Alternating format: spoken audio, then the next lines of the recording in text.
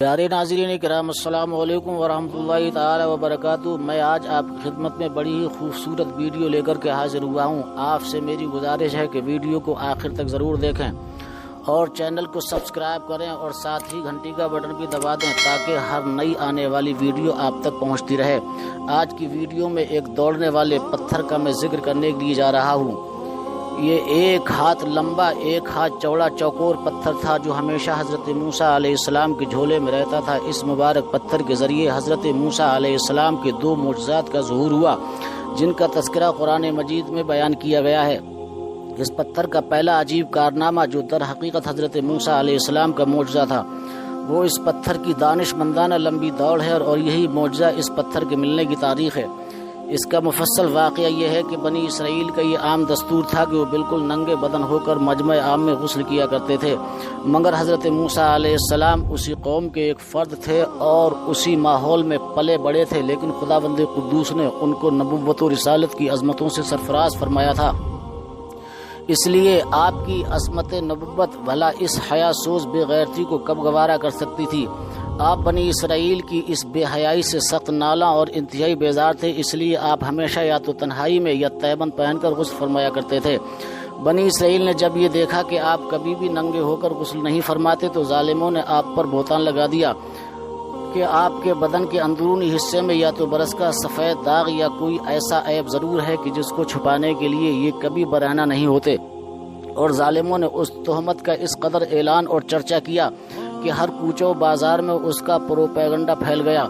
اس مکروہ تہمت کی سورش کا حضرت موسیٰ علیہ السلام کے قلب نازک پر بڑا صدمہ اور رنج گزرا اور آپ کو بڑی کوفت اور اذیت پہنچی۔ خداوند قدوس نے اپنے مقدس کلیم کے رنج و غم کو پسند نہ فرمایا اور اپنے ایک برگزیدہ رسول پر ایک عیب کی تہمت بھلا خالق عالم کو کب اور کیوں پر اور کس طرح پسند ہو سکتی تھی؟ ارحم الراحمین نے آپ کی برات اور بے عیبی ظاہر کر دینے کا ایک ایسا ذریعہ پیدا فرما دیا کہ دم زدن میں بنی اسرائیل کے پروپیگنڈوں اور ان کے شکوک و شبہات کے بادل چھٹ گئے اور آپ کی برات اور بے عیبی کا سورج آفتاب عالم متاف سے زیادہ روشن و آشکارا ہو گیا۔ اور وہ یوں ہوا کہ ایک دن آپ پہاڑوں کے دامنوں میں چھپے ہوئے ایک چشمے پر غسل کے لیے تشریف لے گئے، اور یہ دیکھ کر کہ یہاں دور دور تک کسی انسان کا نام و نشان نہیں ہے، آپ اپنے تمام کپڑوں کو ایک پتھر پر رکھ کر اور بالکل برہنہ بدن ہو کر غسل فرمانے لگے۔ غسل کے بعد جب آپ لباس پہننے کے لیے پتھر کے پاس پہنچے تو کیا دیکھا کہ وہ پتھر آپ کے کپڑوں کو لیے ہوئے سرپٹ بھاگا چلا جا رہا تھا۔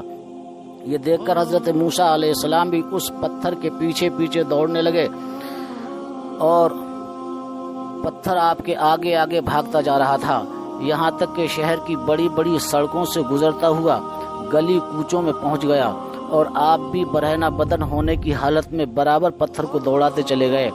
اس طرح بنی اسرائیل کے ہر چھوٹے بڑے نے اپنی آنکھوں سے دیکھ لیا کہ سر سے پاؤں تک آپ کے مقدس بدن میں کہیں بھی کوئی عیب نہیں ہے،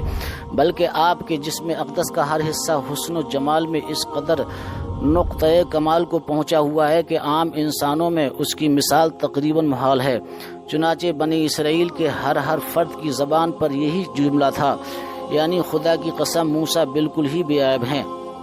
جب یہ پتھر پوری طرح حضرت موسیٰ علیہ السلام کی برات کا اعلان کر چکا تو خود بخود ٹھہر گیا۔ آپ نے جلدی سے اپنا لباس پہن لیا اور اس پتھر کو اٹھا کر اپنے جھولے میں رکھ لیا۔